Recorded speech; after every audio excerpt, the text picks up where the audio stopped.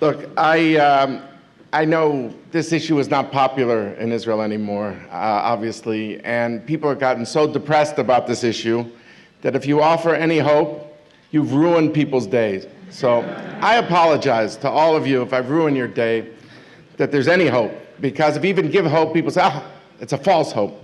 Okay, so I'm sorry. I think, I saw this panel more focusing on the technical aspects of the border, but I just want to begin with, I don't want to get into some of the number differences between Carolyn and Elon over the demographics. I just wanted to read one paragraph of a fellow named Prime Minister Benjamin Netanyahu, who gave a speech a couple weeks ago. He said this: "I'd like to speak about the goals of peace and the manner in which to attain it, and above all, the conditions necessary to uphold it. A peace agreement with the Palestinians is necessary, first and foremost, to prevent a binational state. It is favorable to live in peace, but peace is better than any other situation, but we need it to prevent a binational state, as well as to strengthen the future of Israel as a Jewish and democratic country. We do not want to rule over the Palestinians, nor do we want the Palestinians to be citizens of the state of Israel." And I can go on. So, people could argue at one point, are the Palestinians 51%? Are the demographics off? We can have that whole argument. If there are 4.2 million Palestinians, or some would say as low as 3.2 million Palestinians, but I haven't seen a prime minister of Israel wanting to annex these people. There's been many Likud prime ministers since 1967, since 1977, and nobody has annexed them. And I don't think it's a coincidence, because I think basically Israeli prime ministers, whatever their party, do not want Israel to be a binational state.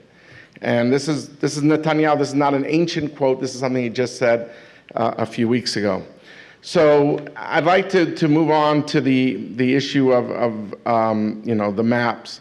Why did I do it? Because I wanted to, I was curious if there was a way to answer Nir Hefetz's question. Maybe we can get that, the laser pen, yeah. Which was, is there a way to reconcile the international community's view of 67 plus land swaps with Israel's concerns? And again, I quote Prime Minister Netanyahu in a speech he gave to the Knesset before he went to the US Congress, where he got all this applause last May. And he said, in my negotiations, I would be driven by consensus Israeli positions that Israel would keep gushim, blocks.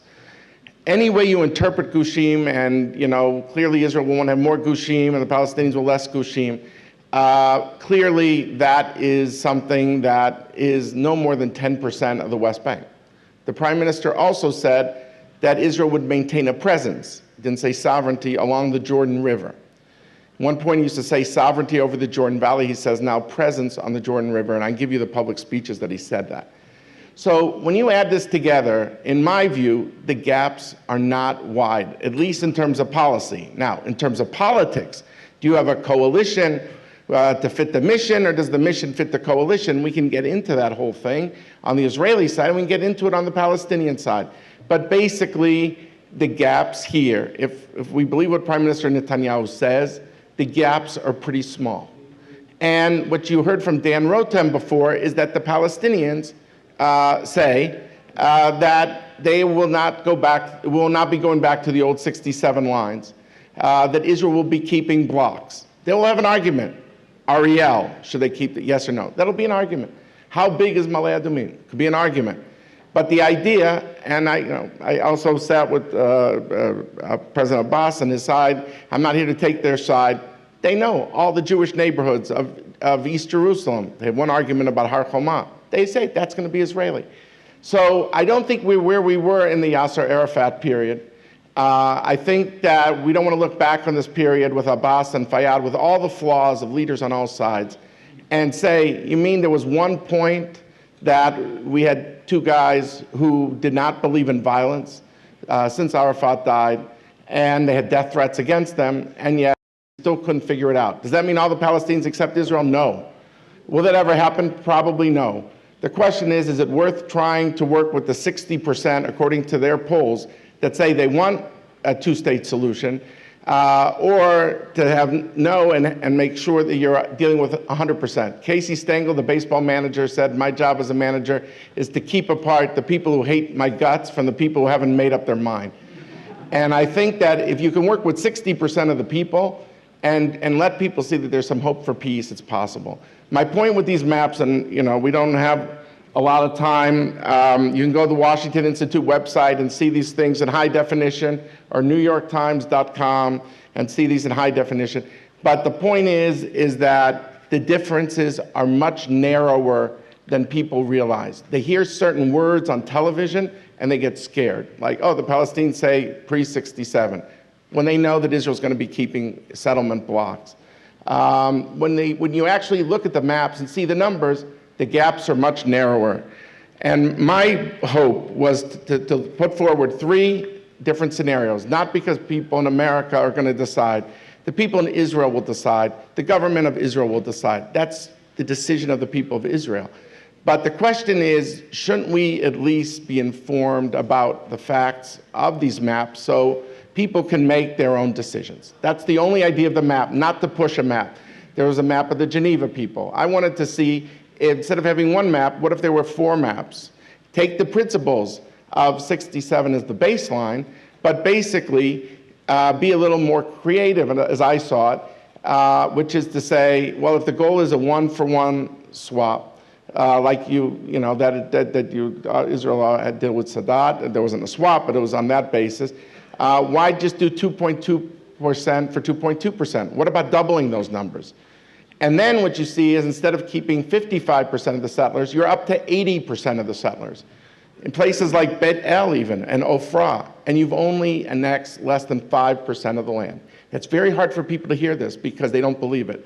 But I work with an international mapping agency. I had this checked in every direction. I also checked with some Israeli generals who, on the security piece. But my point is, we can talk about security arrangements, where the early warning stations should be, but frankly, that's not the purpose here. That is something Israel will have to do, and after the Gaza tunnel experiment, they will not be just handing it over to the Palestinians the way some of the critics make it sound. So the security arrangements is one piece of this.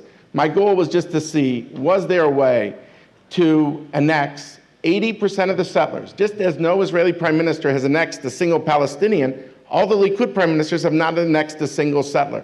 These people are living in a limbo.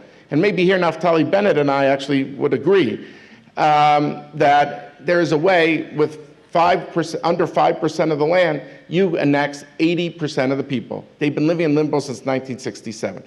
And that's very hard in a democracy to do. Just like it's hard to rule over 3 million, 4 million, however you want to define the number of people on the Palestinian side. So basically, I could go through the numbers very quickly, but even the maximalist scenario, which is this one, option number 1, map 1, which is hard to see, I realize from where you're seeing it's impossible. I don't know if we could blow it up a little, but it's 113 square kilometers. See, because people in the world, they think the settlers live in an evenly distributed area, but in fact they don't. 80% live near that, 5% near the old 1967 border. Once you realize that fundamental point, that the settlers are not evenly dispersed, but live closer to the 67 lines, which more Israelis know than anyone outside of Israel, by the way. Once you realize that, you see, wow, you mean even Ofra, Bet El, places like that, you could get into that 5% of the land. And that would, I use only Israeli Central Bureau of Statistics, Lishka Merkazit Statistika numbers, and basically, I've had to use the last round of numbers since that they're available, which was 2009.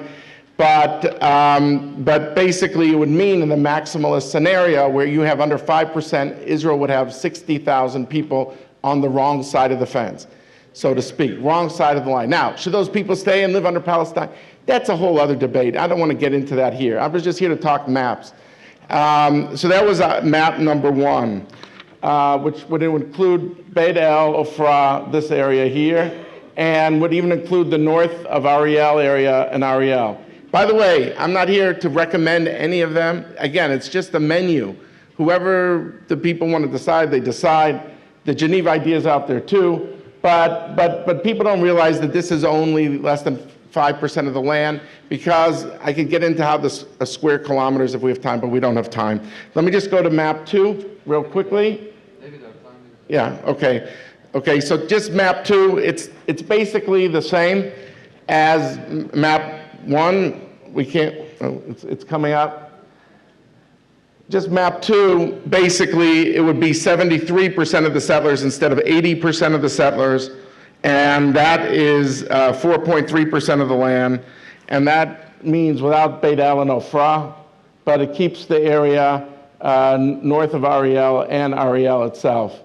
And then the third area, the third map, and this is my last point, is 68% of the settlers and 3.72% of the land, and without the north of Ariel area and without Kfar Adumim. And that's, then you'd have people on the wrong side of the fence, so to speak. You would have, instead of, map 1 was 60,000, map 2 was 80,000 people. This would be 94,000. But any of them is less than the 2 point, moving almost half the settlers, which have been in this other plan.